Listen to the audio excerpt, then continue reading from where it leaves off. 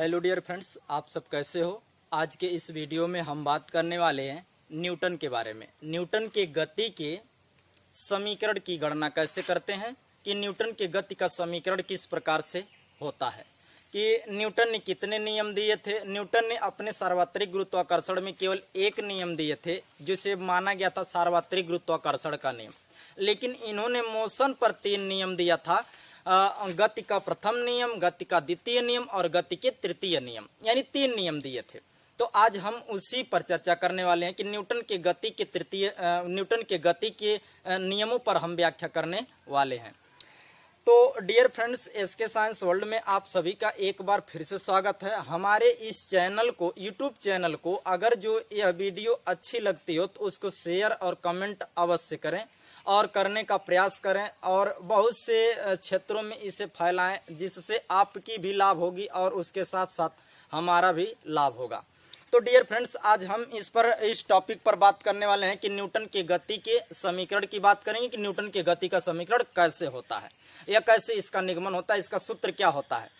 बहुत लोग पूछते हैं, यानी कमेंट में आया था, एक पूजा यादव नाम की लड़की थी, उसने कमेंट किया था कि सर न्यूटन के मोशन यानी न्यूटन के गति विषयक नियम की गति विषयक समीकरण की सर गणना करके दे दीजिए। तो उस पे हम उसी टॉपिक पे आज बात करेंगे।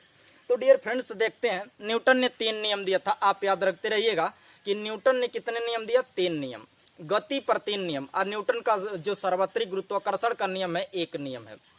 तो देखो, गति का 3 नियम कौन कौन है। पहला नियम ये माना जाता है कि मोमेंट ऑफ इनर्शिया के रूप में, जड़त्व के रूप में माने जाए, यानी मोमेंट ऑफ इनर्शिया जड़त्व के रूप में इन्होंने पहला नियम दिया था। ऐसे कहा था कि यदि कोई वस्तु विरामा अवस्था में है या गतिमान अवस्था में है, ऐसा कंडीशन पर, यदि कोई वस्तु रुकी है या चल रही है, ऐसे समझिएगा, यदि कोई वस्तु रुकी है अथवा चल रही है तो तब तक रुकी रहेगी या तब तक चलती रहेगी जब तक हम उस पर कोई बाह्य बल नहीं लगाएंगे। ऐसा बात बोले थे न्यूटन ने। ऐसे कहते कि यदि कोई वस्तु रुका है या कोई वस्तु चल रही है तो तब तक रुकी रहेगी या तब तक चलती रहेगी जब तक हम उस पर कोई बाह्य बल नहीं लगाएंगे। ये न्यूटन का प्रथम नियम है। तो उन्होंने डिफिनीशन यानी अच्छी तरीके से कैसे लिखा, यदि कोई वस्तु विरामावस्था में है अथवा गतिमान अवस्था में है तो तब तक गतिमान अथवा विरामावस्था में रहेगी जब तक कि उस पर कोई बाह्य बल न आरोपित किया जाए। ये न्यूटन का पहला नियम है। तो इन्होंने पहला नियम का सूत्र क्या दिया था, V बराबर U प्लस AT, V बराबर U प्लस AT। और दूसरा नियम इन्होंने क्या कहा था, ऐसे कहा था, यदि हम m द्रव्यमान के वस्तु को v वेग से त्वरित कर देते हैं, m द्रव्यमान के वस्तु को v वेग से फेंक देते हैं, तो द्रव्यमान m और उससे उत्सर्जित त्वरण a का गुणनफल उन पर लगाए गए या उन पर आरोपित बल F के बराबर होता है। इसे न्यूटन के गति का द्वितीय नियम कहते हैं। फिर से समझिएगा, यदि हम m द्रव्यमान के वस्तु को ऐसे बहुत तेजी से फेंक देते हैं, यम द्रव्यमान का वस्तु है, गेंदा है, उसको फेंक देते हैं, उनसे उत्सर्जित त्वरण ए और उनका द्रव्यमान m और ए का गुणनफल उन पर जितना बल से लगाते हो, जितना बल से उसे फेंकते हो, उस बल के क्या होता है, बराबर होता है। उसे हम क्या कहेंगे, न्यूटन के गति का द्वितीय नियम कहेंगे। अब तृतीय नियम की बात करते हैं। ऐसे कहता कि यदि हम, जैसे ये बोर्ड है, इस पे जितना हम बल लगाएंगे वो वस्तु भी हमारे ऊपर उतना ही बल लगाएगी या आरोपित करती है। तीसरा नियम बोला था, क्रिया एवं प्रतिक्रिया का नियम। इसका समीकरण क्या होता है, v स्क्वायर बराबर u स्क्वायर प्लस 2as, यानी न्यूटन के गति का जो तृतीय समीकरण होता है v स्क्वायर बराबर u स्क्वायर प्लस 2as होता है। तो डियर फ्रेंड्स, हम आज ओनली वन केवल एक पर चर्चा करेंगे, न्यूटन के गति के प्रथम समीकरण पर बात करेंगे। न्यूटन के गति के द्वितीय समीकरण की कल वीडियो में, न्यूटन के गति के तृतीय समीकरण की व्याख्या हम कल यानी अगले वीडियो में करते चलेंगे। एक एक वीडियो अगर आप लोग देखते चलिए कि न्यूटन के गति का प्रथम समीकरण क्या है।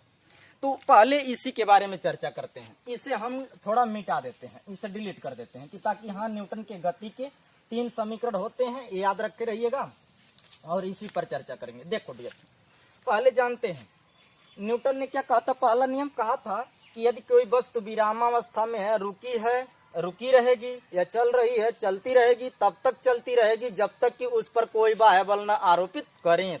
इसे हम क्या कहते हैं, न्यूटन के गति का प्रथम नियम कहते हैं। देखो, इस ग्राफ से हम इस फार्मूले को निकालते हैं, v बराबर u प्लस AT फार्मूले को निकालते हैं। कैसे निकलेगा इसके बारे में जानते हैं।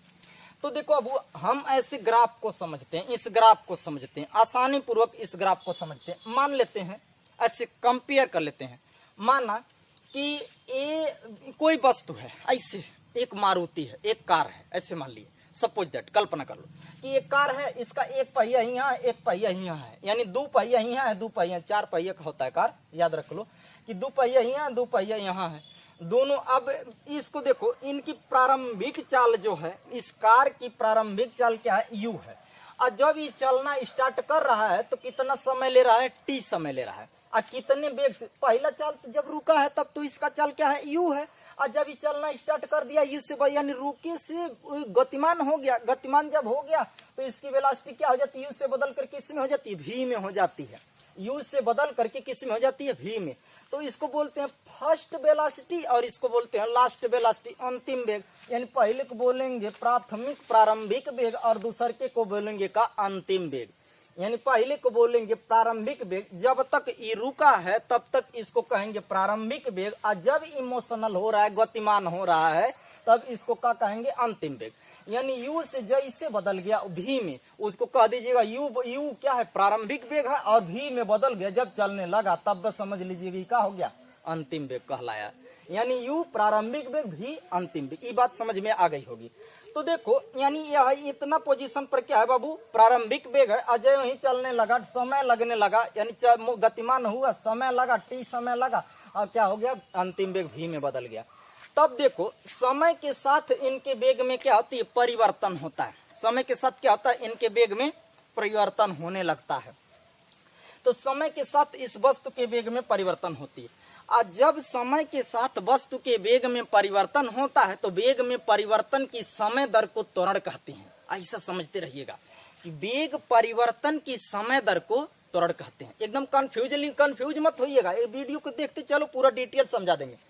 देखो, त्वरण की परिभाषा कोई पूछे कि त्वरण सर किसे कहते हैं, त्वरण क्या होता है, तो कहिएगा जो झटका मारता है उसी को त्वरण कहते हैं। ऐसे जो झटका मारता है उसको क्या कहते हैं, त्वरण कहते हैं। तो आप साफ साफ ऐसे कहिएगा, वेग परिवर्तन की समय दर को क्या कहते हैं, त्वरण कहते हैं।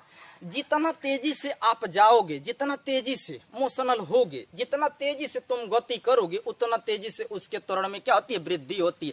तो वेग में परिवर्तन कर दो, कि वेग का मतलब समझ रहे हो ना, चाल, स्पीड में जितना तेजी से परिवर्तन करोगे उतना तेजी से झटका देगा। जैसे ट्रेन हुआ, जितना तेजी से जाता है उतना तेजी से उसके बगल में ऐसे झटका मिलते चला जाता है। वही कंडीशन है, झटका कोई हम लोग मान लीजिए त्वरण है एकदम, तो कहोगे क्या, जितना स्पीड करोगे उतना तेजी से त्वरण उत्पन्न होता है। तो आप समझते रहिएगा कि वेग में परिवर्तन की समय दर को ही हम क्या कहते हैं, त्वरण कहते हैं। यानी वेग परिवर्तन की समय दर को त्वरण कहते हैं। त्वरण बराबर वेग परिवर्तन बटे समय। तो देखो, वेग में परिवर्तन कहां से होगा, u से लेके v तक। अब एक समीकरण, इस समीकरण को ही हमें निकालना है, छोटा सा समीकरण है, इसी समीकरण को हमें वेरीफाई करना है। देखो बाबू, u क्या है, इसको लिख देंगे प्रारंभिक वेग, हम प्रारंभिक ऐसे लिख देते हैं, प्रारंभिक वेग। और v क्या है, अंतिम वेग, इसको लिख दिए अंतिम वेग। a क्या है बाबू, त्वरण है, ये क्या है, त्वरण है। t क्या है, समय है। अब समझते रहिएगा, प्रारंभिक वेग हमेशा और अंतिम वेग हमेशा शुरुआती, जब वस्तु रुका रहता है तब का होता है, जीरो रहता है। लेकिन जब मोशनल हो गया तो अंतिम वेग जीरो नहीं रहता है, प्रारंभिक वेग ऑलरेडी जीरो मानी जाती है।